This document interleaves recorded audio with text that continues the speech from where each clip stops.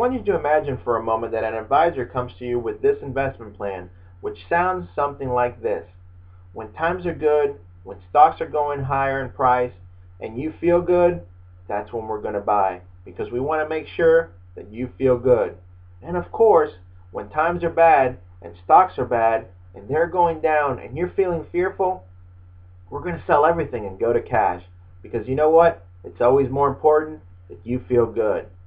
Now, I'm describing it a little bit sarcastic, but it sounds ridiculous, right?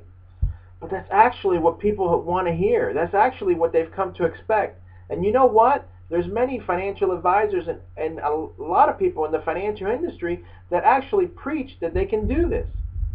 And I'm here to tell you, and I'm going to give you some bad news.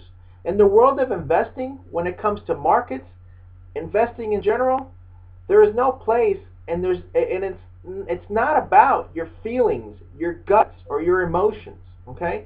We all know that investing or investments and emotions, they don't mix very well. The truth is that most investors actually hurt themselves by letting their feelings and emotions creep into their investment decisions. The results are staggering that investor emotions can alone fuel irrational investor habits and lead to costly mistakes. Now, as your coach, I want you to remember two things.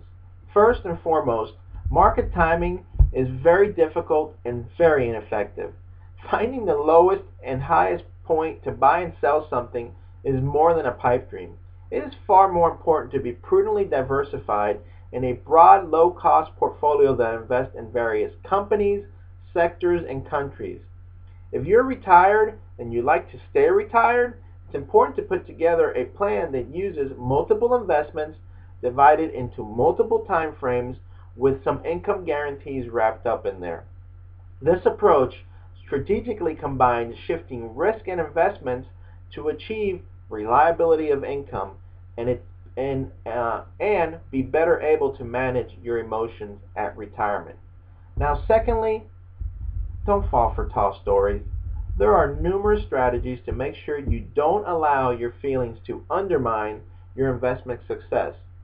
But one of the most important is that you have to maintain a healthy dose of skepticism, particularly when it comes to someone who is selling you on fear.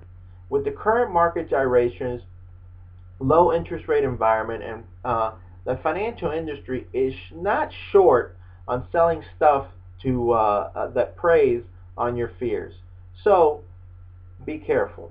Now, I hope you can understand how short-term decisions can really negatively impact your long-term results. Being impulsive is obviously not a winning game. Being apathetic will leave you unprepared for the later years because of lack of planning. Now, you probably don't find many people that say that they're in one extreme or the other. Most people will say that they fall somewhere in the middle. But it just takes one dip in the economy to test investors, and I hope you don't make extreme decisions just based on your feelings. See you next time.